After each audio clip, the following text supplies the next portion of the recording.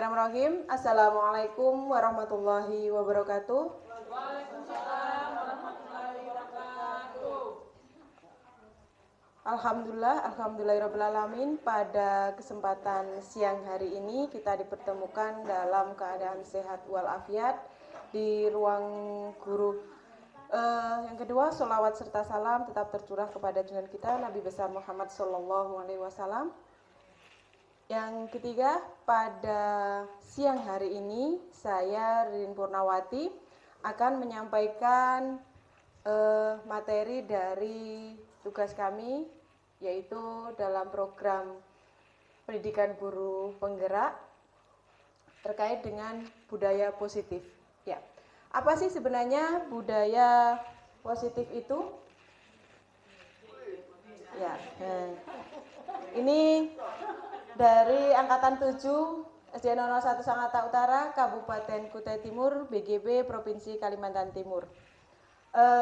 Budaya positif ini sebenarnya sudah kita laksanakan atau kita sudah mengenalnya dari dulu.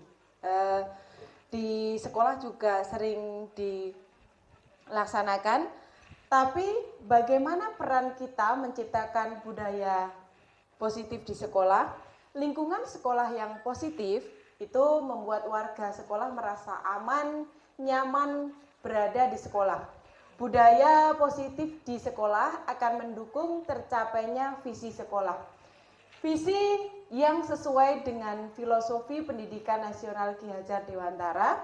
Sebelum materi ini kita sudah belajar tentang filosofi Ki Hajar Dewantara, yaitu pendidikan yang berpihak kepada murid, memerdekakan murid, mendorong terciptanya merdeka belajar, dan membentuk profil pelajar Pancasila. Peran guru. Bagaimana peran guru dalam menentukan budaya positif atau menerapkan budaya positif di sekolah? Yaitu guru perlu mengambil peran untuk melakukan restitusi daripada memberi hukuman atau konsekuensi. Apa itu restitusi? Yaitu mendorong terciptanya disiplin positif pada siswa. Siswa menyelesaikan permasalahannya sendiri sehingga menimbulkan motivasi intrinsik. Dalam Gosen ini pencetus dari budaya positif, yaitu menyatakan bahwa restitusi mengembalikan anak kepada kelompoknya dan dengan karakter yang lebih kuat. Nah, ini teori Gosennya. Teori Gosen tentang 3 motivasi perilaku manusia. Pada dasarnya, manusia itu mempunyai 3 motivasi ini. Yang pertama, untuk menghindari ketidaknyamanan atau hukuman. Jadi setiap manusia pasti dalam dirinya pasti akan mempunyai ini. Ini adalah tingkat terendah dari motivasi perilaku manusia. Biasanya orang yang memotivasi perilaku untuk menghindari hukuman atau ketidaknyamanan akan bertanya, apa yang akan terjadi apabila saya tidak melakukannya? Nah, ini yang pertama. Yang kedua, untuk mendapatkan imbalan atau penghargaan dari orang lain. Nah, ini motivasi perilaku yang kedua ini. 1 tingkat di atas motivasi yang pertama tadi, karena tidak mau mendapat hukuman. Di sini orang berperilaku untuk mendapatkan imbalan atau penghargaan dari orang lain. Orang dengan motivasi ini akan bertanya, apa yang akan saya dapatkan ketika saya melakukannya? Nah, seperti tadi, kita kan ketika saya mau mendapatkan misalnya teori tadi kita mau melakukan budaya positif, nanti ada apanya Ibu Ririn gitu. Pasti yang dapat itu ilmunya. Nah, ini yang kita gunakan sehari-hari untuk murid. Ketika kamu juara 1 atau menang juara 1, atau nanti ada labelnya, ini adalah murid terdisiplin, kemudian dapat hadiah. Murid terhebat, atau murid paling pintar di kelas, atau murid paling rajin mendapatkan penghargaan. Itu sebenarnya yang harus kita cross check ulang. Ternyata dalam teori ini orang melakukan sesuatu itu kita kembalikan seharusnya pada dasar bahwa itu adalah kewajibannya, bukan takut dihukum atau bukan karena mendapat hadiah. Nah, itu yang diterapkan. Jadi kita kemarin-kemarin juga pernah melakukan, pasti sering kita semua ya. Ada papan misalnya, oh kalau kelas 1 misalnya kan sering kan kita tempel bintang-bintang. Kalau dia tuntas pada pagi hari ini akan kita tempel bintang 1. Besok lagi bintang 1. Ketika besok melakukan pelanggaran, bintangnya kita cabut lagi 1 lagi. Hanya untuk menunjukkan bahwa itu adalah penghargaan, memberikan penghargaan. Ternyata itu tidak bagus untuk perkembangan anak.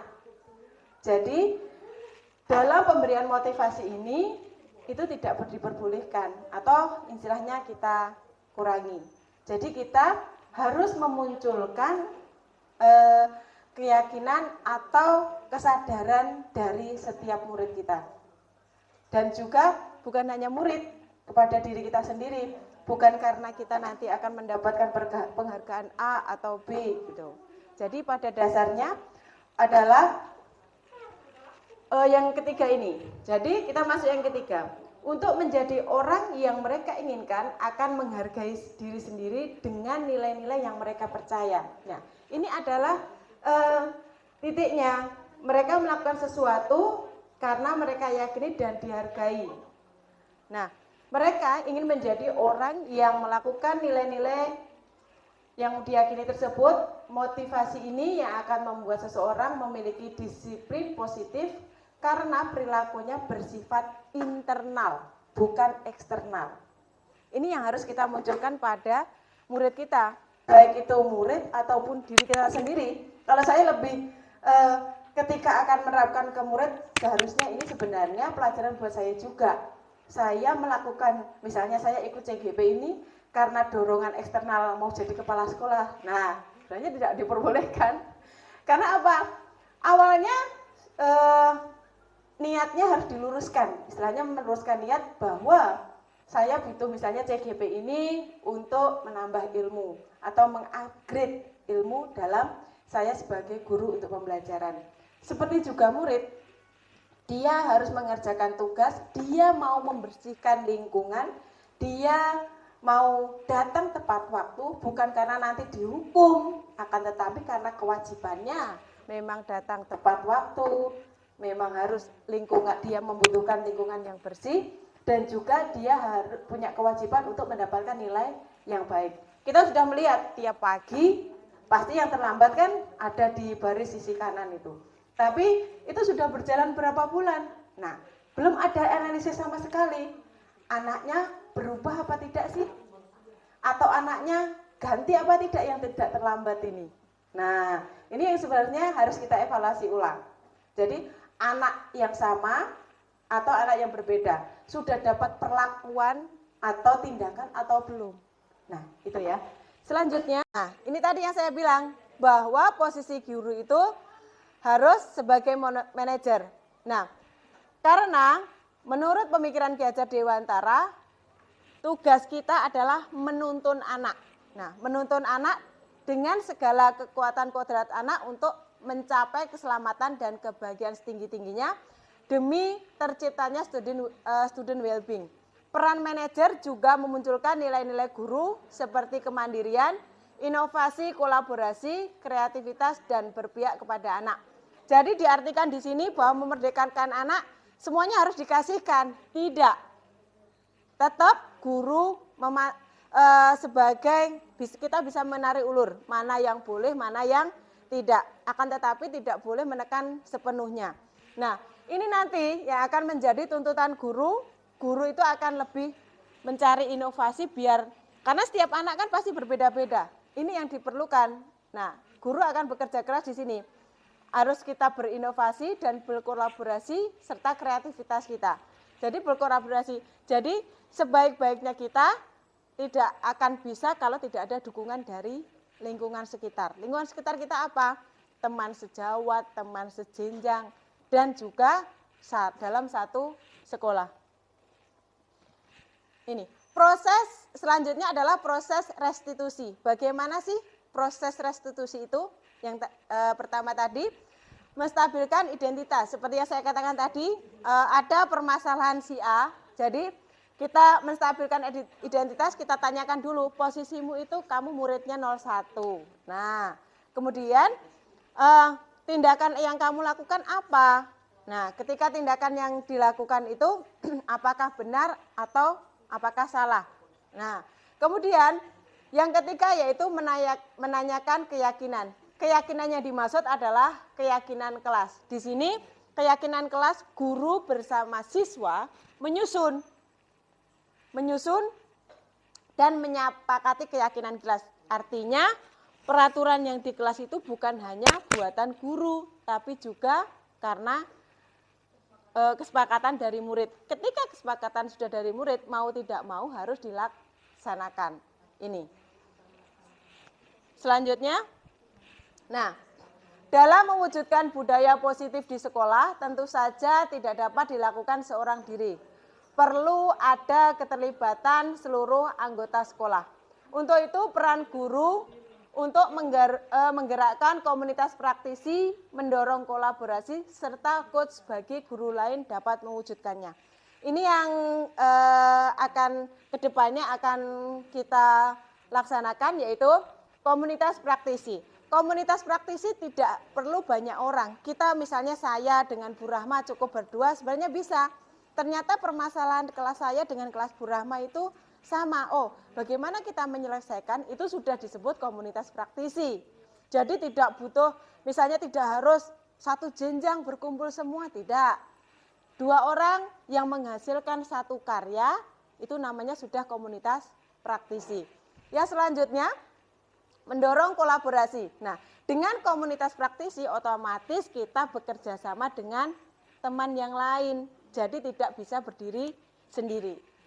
Serta coach bagi guru lain agar dapat mewujudkannya. Artinya apa? Oh, programnya kelasnya Bu Rahma ini misalnya, kita ke depan gini kan ada Adiwiyata. Ternyata berhasil nih kebun dan tamannya. Nah, Bu Rahma nanti bisa membimbing guru lain. Nah, kebunnya harus seperti ini atau tamannya harus seperti ini. Atau misalnya, ternyata di kelasnya Bu Maria kemarin pernah menyelesaikan permasalahan anak. Nah, ternyata berhasil. Nah, Bu Maria juga bisa sharing dengan dengan kita maksudnya. Nah, dengan kita, kemarin muridku juga seperti itu. Saya lakukan atau saya selesaikan dengan tahapan seperti ini, akhirnya berhasil. Nah, itu artinya coach bagi guru lain. Jadi bukannya kita berdiri di depan terus mengajari, tidak, berbagi pengalaman apapun. Sekian, terima kasih. Itu pemaparan dari saya terkait dengan budaya positif. Jadilah seperti gelas kosong ketika mendapatkan sesuatu yang baru, siap untuk diisi. Karena ilmu tidak hanya sampai di sini, akan tetapi sampai nanti. Rin Purnawati, CGP Angkatan 7. Terima kasih. Wassalamualaikum warahmatullahi wabarakatuh.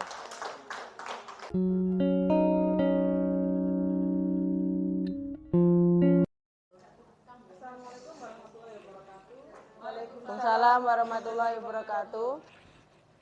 Saya Bu Sriati dari guru kelas 3, guru kelas 3. Mau menanyakan, tadi disampaikan oleh Bu Lirin bahwa di dalam pembelajaran kurang tepat ya, untuk tidak boleh kita memberikan penghargaan kepada anak-anak ya.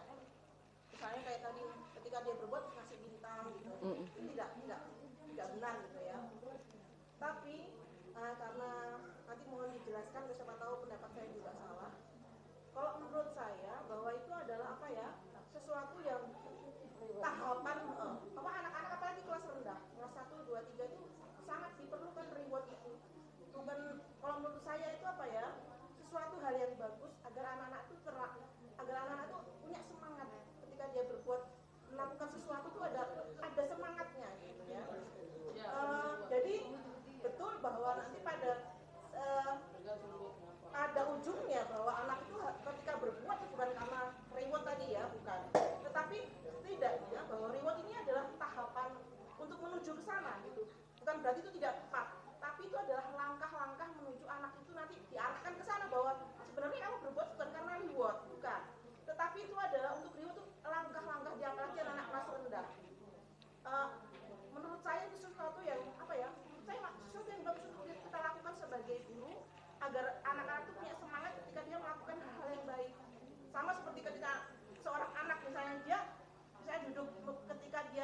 belajar, kemudian dia mendapat nilai yang bagus, kita kasih bintang, dia itu ada semangat, besok ingin lagi, dia ingin mendapat nilai yang bagus. Oh, saya dapat nilai, dapat bintang loh di kelas, apalagi ditempel itu kan dia setidaknya dia kemampuan dia diakui oleh guru dan dilihat oleh teman-temannya. Walaupun pada akhirnya ujungnya kita akan tetap mengajarkan kepada anak bahwa bukan kamu berbuat bukan karena bintang itu, tetapi itu adalah tahapan anak itu untuk mengarah ke sana gitu. Bagaimana kalau saya dijelaskan lagi kalau itu memang tidak benar atau tidak tepat. Itu saja Bu. Ya. Terima kasih atas pertanyaan yang diberikan oleh Ibu Sriati. Memang sempat itu menjadi pertanyaan saya yang paling besar. Apalagi ketika misalnya anak yang mau, ini untuk kelas rendah saja. Apalagi anak yang misalnya dia mau ikut lomba, olimpiade. Nah, ketika tidak mendapat hadiah, otomatis ngapain saya sampai jauh-jauh atau ngapain saya capek-capek untuk latihan ketika saya tidak mendapat hadiah. Nah, ini yang kemarin menjadi perdebatan yaitu akan tetapi kita kembalikan lagi ke kita mau meluruskan meluruskan budaya positif itu sendiri, bahwa kita akan mengembalikan bahwa motivasi perilaku manusia itu di nomor 3 ini. Jadi memang pada dasarnya motivasi perilaku manusia itu yang ada 3 ini. Nah, ketika kita melakukan atas takut karena hukuman tadi atau karena mendapatkan imbalan itu tadi, ternyata hal tersebut tidak bisa dilakukan secara kontinu atau istiqomah. Jadi ketika dia tidak mendapatkan reward itu tadi, ngapain saya harus belajar rajin karena tidak dapat bintang juga. Nah, yang ditakutkan itu dia akan kembali ke niat awalnya untuk mendapatkan hadiah. Kenapa dari awal kita memang harus mengajarkan kepada anak-anak atau murid kita bahwa dia harus berada di motivasi ketiga. Dia harus bisa menghargai dirinya sendiri dan nilai-nilai yang mereka percaya. Nilai-nilai pribadi atau nilai yang mereka percaya adalah bahwa ketika saya belajar itu memang adalah kewajiban saya sebagai seorang pelajar. Saya harus mempunyai nilai baik karena memang ketika saya belajar harus mendapatkan nilai yang maksimal. Jadi bukan karena nanti dapat hadiah dari ibu guru. Ketika tidak akan dapat hadiah, yang ditakutkan motivasinya mundur. Aku menjadi anak yang biasa-biasa saja. Karena anak yang biasa dengan pintar juga sama tidak mendapatkan apa-apa karena hanya mendapatkan kertas saja. Nah, itu yang kita luruskan. Jadi menanamkan motivasi yang ketiga ini untuk menghargai diri sendiri ini yang memang harus ditekankan. Jadi jangan sampai motivasi itu ketika kecil dapat hadiah terus. Seperti saya sendiri, ketika saya SD, saya mendapatkan sepatu baru ketika saya harus juara 1. Ketika saya tidak juara 1, saya tidak mendapatkan sepatu baru. Akhirnya ketika SMP, enggak usah aku enggak capek sudah jadi untuk mendapatkan juara 1. Karena biar dapat sepatu, uang saya enggak dibelikan sepatu, saya juga sudah dapat sepatu baru dari sekolah. Nah, akhirnya motivasinya berubah, cukuplah saya jadi juara 5 atau yang penting saya 10 besar. Itu yang ditakutkan. Jadi bagaimana dan motivasi itu kembali ke SMA, kembali lurus ketika saya harus mendapatkan nilai bagus walaupun saya tidak apa-apa. Karena memang, tapi kalau SMA kan pikirannya sudah dewasa, karena itu kebutuhan saya harus dapat nilai bagus untuk masuk universitas bagus. Tapi kalau untuk SD, makanya dikembalikan lagi, diusahakan. Jadi kalau memang belum, kalau untuk lomba olimpiade ya tidak masalah. Karena itu memang instansi ya, kayak olimpiade, FS2N, itu mendapat hadiah memang tidak masalah. Tapi untuk di sekolah atau di kelas kita diusahakan. Terkait dengan budaya positifnya tadi, mengembangkannya, menimbulkannya dari intrinsik. Jangan motivasinya dari motivasi luar. Misalnya karena takut dihukum atau mendapat penghargaan itu tadi. Atau mendapat misalnya, cukuplah misalnya kalau dapat nilai bagus, hari ini Masya Allah nilainya bagus sekali, besok ditingkatkan lagi ya, atau besok dapat nilai yang bagus lagi. Atau cukup dengan kata-kata saja. Jadi tidak ada pelabelan misalnya. Karena dalam filosofi KHD itu pun setiap anak itu berbeda. Jadi tidak bisa kita menyamakan. Ini muridku satu ini nggak bisa baca, aku capek sudah ngajarinya, sudah hampir setahun lebih nggak bisa baca-baca. Nah, selama kita belum melakukan usaha yang maksimal sampai istilahnya titik darah penghabisan, jangan menyerah mengatakan bahwa anak ini tidak bisa. Siapa tahu dia punya kelebihan lain. Nah, kelebihan lain itu yang harus dituntut guru tadi. Kenapa guru harus inovatif, harus kreatif? Karena ini memelihara anak-anak atau membimbing anak-anak yang memang dia tidak punya passion di mata pelajaran yang biasa. Nilainya rendah-rendah aja. Tapi giliran nanti olahraga ternyata nilainya bagus. Atau di seninya ternyata bagus. Nah, mirip-mirip sebenarnya kayak kita pendidikan di luar negeri. Anak cuma belajar satu aja. Kalau matematika, masuk kelas matematika. Habis itu IPA, mereka masuk di matematika. Sebenarnya Indonesia kan belum bisa lari ke situ karena kita memang pendidikan formalnya semua mata pelajaran. Tapi kalau dalam filosofi KHD ini, filosofi Ki Hajar Dewantara, kita tuntutannya ke situ untuk kurikulum merdeka itu. Mungkin itu Bu Sri Hati, terima kasih. Begini ya Bu Ririn ya, anak yang menguasai matematika saja, Iya. tapi anak yang pintar tuh ya dia punya bakat tersendiri, punya potensi sendiri di dalam dirinya itu. Saya rasa kita semua udah memahami itu ya, bahwa anak tuh punya kecerdasannya sendiri gitu ya. Maksud saya tadi menekankan bahwa reward itu bukan berarti sesuatu yang salah gitu ya kita lakukan. Itu bagus dilakukan, tetapi mungkin jangan sampai melupakan, dan reward itu bukan hanya bentuk benda, tapi bisa dengan tepuk tangan, bisa dengan jempol, bisa dengan ucapan, bisa dengan bintang, nggak harus dalam bentuk barang. Dan itu menurut saya masih bisa dilakukan, hanya saja jangan sampai kita melupakan mengingatkan kepada anak bahwa bukan karena itu loh kamu berbuat, tapi ini hanya ibu menghargai dari usahamu yang sudah berusaha itu tadi. Itu menurut saya sih. Jadi reward itu masih layak kita lakukan sebagai sekarang ini masih layak kita lakukan. Jangan sampai juga kita lupa memberikan reward penghargaan terhadap usaha anak itu loh. Kita memberikan bukan karena kita kamu pintar nih, kita mengemaskan, bukan, karena guru sekarang udah pemahamannya terbuka lah. Kita hanya menghargai usahanya dia gitu loh. Itu saja sih menurut saya. Iya. Ya. Terima kasih untuk Bu Sri Hati. Ya, kita kembalikan lagi. Memang reward tidak dihapus penuh ya. Bukan maksudnya ini dikembalikan lagi bahwa reward yang tadi, yang ditekankan tadi seperti yang Bu Sri Hati bilang, kita luruskan tidak dalam bentuk barang atau memang yang tidak harus. Ya, terus tidak juga memang dikurangi lah.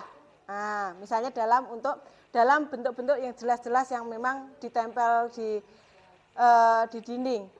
Yaitu tadi kita menghargai bahwa setiap anak itu berbeda dan setiap anak mempunyai kemampuan masing-masing dan keunikan masing-masing.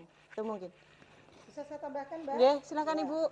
Terima kasih, luar biasa sekali hari ini praktek baiknya. Jadi tidak ada yang salah. Ini kan Bu Ririn menyampaikan teori Gosen. Pada dasarnya untuk teori memberikan punishment dan reward itu adalah operant conditioner, itu teorinya Skinner. Di teori Skinner itu mereka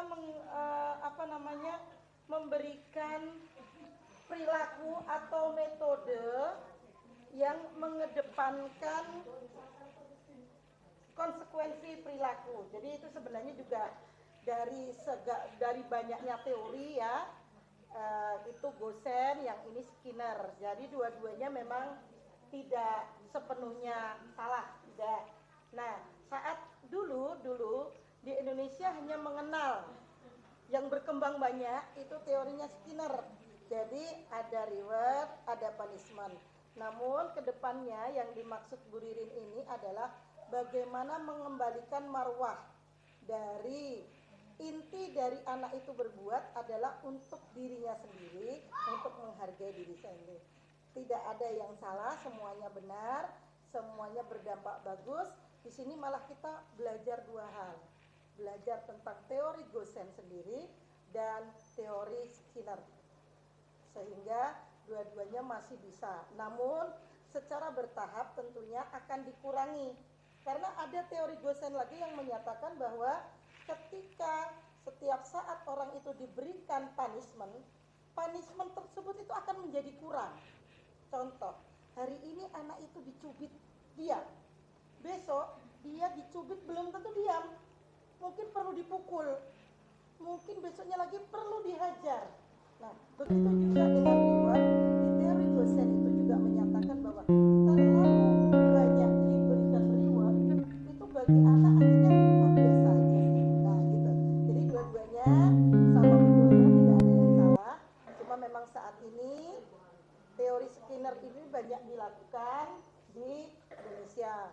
Setuju saya dengan Ibu Sri bahwasannya pujian hadiah itu bisa berupa verbal, bisa berupa non verbal. Contohnya kita begini aja. Nah, itu juga pujian tentunya. Bagaimana kita intinya memberikan anak itu pengalaman bahwa perilakunya itu selalu ada konsekuensinya. Demikian sekedar tambahan saja. Semoga dapat diterima. Terima kasih. Terima kasih Ibu. Masih ada lagi teman-teman? Mbak Terna kayaknya. Bu Jo?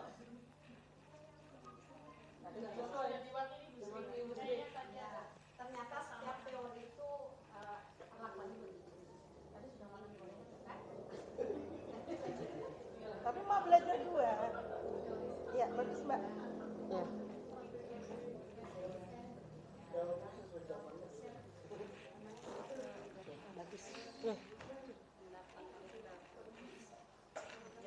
Oke, terima kasih untuk hari ini. Saya ucapkan terima kasih. Mohon maaf atas kekurangan saya. Semoga kita kedepannya akan melaksanakan budaya positif di sekolah dengan inovasi-inovasi terbaik dari kita berkolaborasi bersama memajukan SDN 01 Sangatta Utara. Wassalamualaikum warahmatullahi wabarakatuh. Apa perlu kita foto bersama?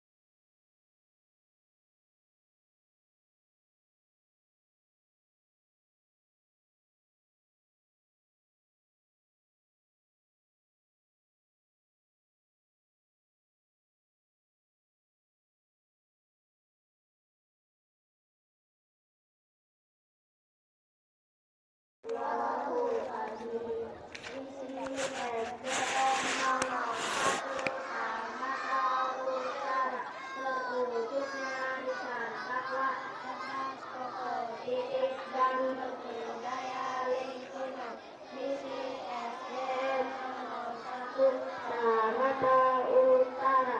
1. Mengamalkan tindakan iptek. 2. Meningkatkan disiplin, tanggung jawab, jujur dan memiliki rasa kemanusiaan. 3. Menyelenggarakan pendidikan yang kreatif, inovatif dan kompetitif sesuai dengan iptek dan iptek. 4. Menyediakan sarana prasarana yang lengkap dan tepat guna. 5. Menciptakan budaya lingkungan hidup yang bersih dan sehat. Dapat kota sekolah disiplin, sikapku, tanggung jawab, pribadiku, hidup bersih, budayaku yang terbaik cita-cita UIN pendidikan SD nomor 1 Jakarta Utara. Aku bersahabat, turut, jujur, takwa ya. Ternyata lancar coy. Nasihat pagi. Nasihat pagi. Yang nyiapkan Mas Agus. Oke. Bismillahirrahmanirrahim. Tepuk satu. Tepuk satu. Semangat pagi. Semangat pagi. Bismillahirrahmanirrahim. Assalamualaikum warahmatullahi wabarakatuh.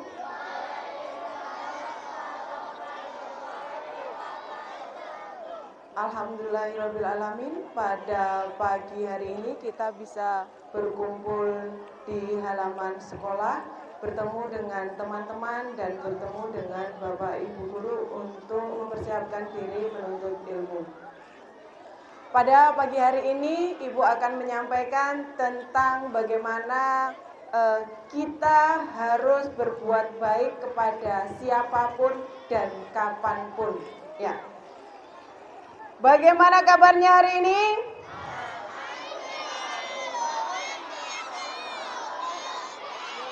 Ya. Satu kata kunci yang akan Ibu sampaikan yaitu berbuat baik. Kenapa harus berbuat baik? Bukankah setiap orang atau teman-teman itu Ibu, itu kan dia jahat dengan saya. Nah, jangan pernah berpikir bahwa orang lain jahat dengan kita. Walaupun misalnya, kemarin saya memukul Bu, kemarin dia mukul saya. Nah, berarti saya harus membalas. Boleh atau tidak? Kemarin dia mengolok saya Ibu Guru. Bolehkah saya membalas dengan mengoloknya lagi? Boleh. Tidak boleh. Setiap orang pasti pernah marah. Siapa yang tidak pernah marah? Siapa yang tidak pernah marah? Ada yang di sini tidak pernah marah? Nah, setiap orang pernah marah. Setiap orang pernah bersalah kepada temannya. Itu manusia. Kalau tidak marah namanya apa? Malaikat. Tapi harus diluruskan kembali. Ketika kamu bersalah dengan orang lain, ketika kamu memukul temannya atau mengolok temannya, apa yang harus dilakukan? Satu, meminta maaf. Oke. 6D. Mana 6D angkat tangannya? Oke, terima kasih 6D, hebat. 6A mana 6A? Oke, terima kasih, hebat juga. 6C? Oh, sedikit orangnya karena yang angkat tangan cuma 5. 6D? Oh, 10. Oke. Ini yang harus jadi catatan untuk kakak kelas 6. Ya? Bukan hanya kakak kelas 6 atau kakak kelas 5, tapi semuanya. Karena apa? Jangan mentang-mentang aku gede di sini. Aku sudah lama di sini, jangan berani sama aku, enggak boleh ya. Kelas 6, kelas 5 harus menjadi contoh yang baik untuk adik-adiknya. Jangan mentang-mentang nanti adiknya ada di kelas 1, kelas 2, adiknya nangis langsung didatangi. Hei, kamu nganu adikku ya? Boleh apa enggak? Boleh atau tidak? Tidak boleh. Biarkan adiknya menyelesaikan sendiri permasalahannya. Biarkan Bapak Ibu Guru membantu menyelesaikan masalahnya. Kalian tidak usah ikut campur. Ingat, jika bersalah apa minta maaf. Kalau ditegur harus berlapang dada sebagai bahan untuk koreksi memperbaiki diri. Ya, ingat, berbuat baik kepada siapapun, kapanpun memang adalah tugas sebagai kita manusia, khususnya kita sebagai umat muslim. Oke, terima kasih untuk pagi ini. Tepuk moto sekolah.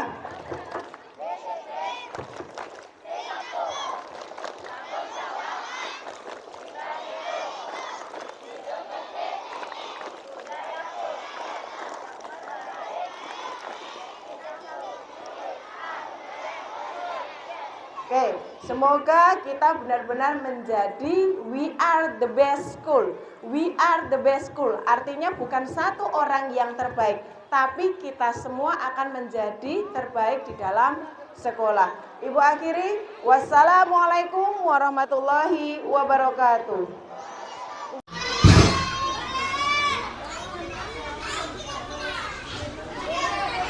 Oke, selamat pagi anak hebat, apa kabar? Selamat pagi anak pintar, apa kabar? Selamat pagi anak pintar, apa kabar? Selamat pagi anak cengeng, apa kabar? Tepuk untuk kita semua. Ternyata tidak ada yang cengeng. Sudah siap mendengarkan cerita? Oke, kalau begitu kita tepuk diam, tepuk diam. Saya diam, kamu diam, sama diam. 1, 2, 3, diam. Tidak ada yang bersuara, hanya suara Kak Frida yang kedengaran. Di suatu hari, di sebuah hutan, hiduplah 3 makhluk hidup yang sedang berkawan.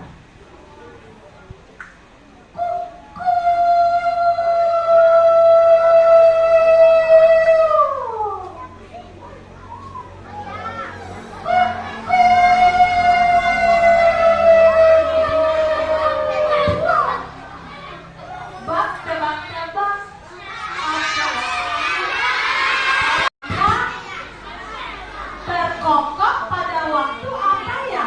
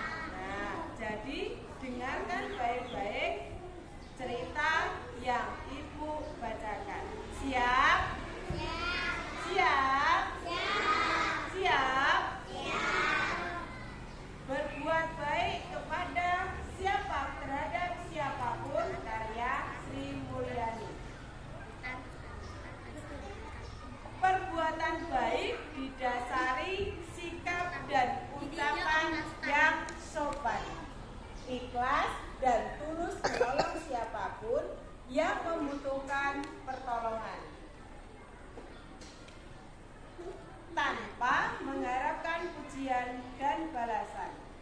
Berbakti dan patuh terhadap orang tua adalah perbuatan baik yang harus selalu dilakukan.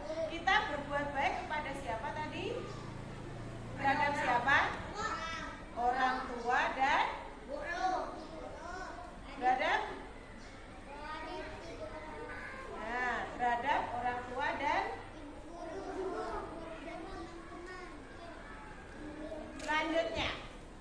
Setiap pagi ketika akan berangkat ke sekolah, Aziz dan Aisyah, di sini namanya siapa tadi? Aziz dan Aisyah tak pernah lupa pamit kepada ibu dan ayah. Kalau di rumah pamitnya dengan siapa?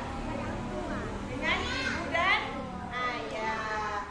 Suatu siang Aziz bermain PS. Siapa yang di rumah main game? Nah, makanya bacanya belum lancar gara-gara main game di rumah. Makanya menulisnya tidak lancar karena ya. Suatu siang Aziz dan Aisyah asik bermain PS. Ketika melihat ibu menyapu lantai, Aziz dan Aisyah tidak tinggal diam. Kak, lihat, kasihan ibu menyapu sendirian, menyapu lantai.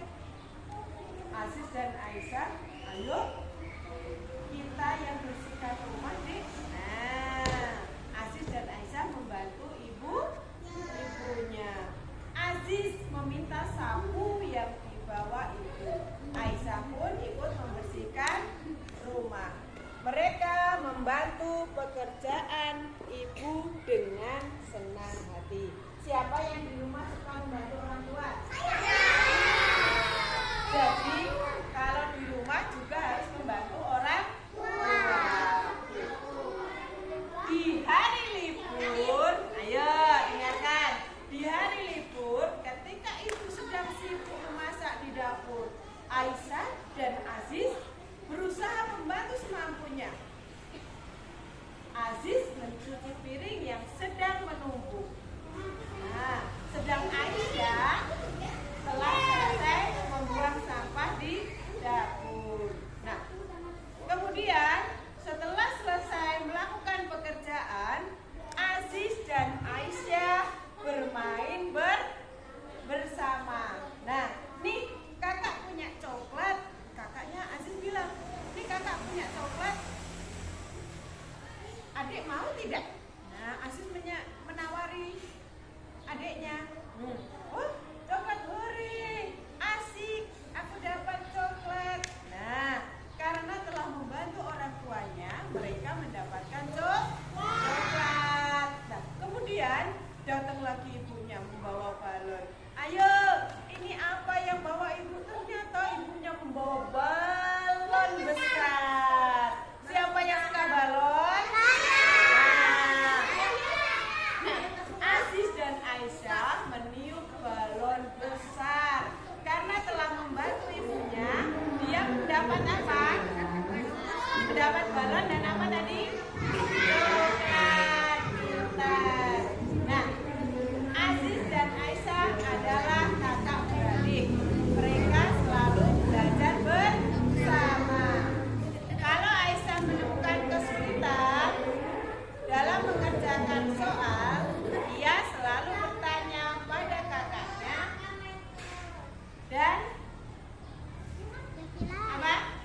Kakaknya membantu dengan senang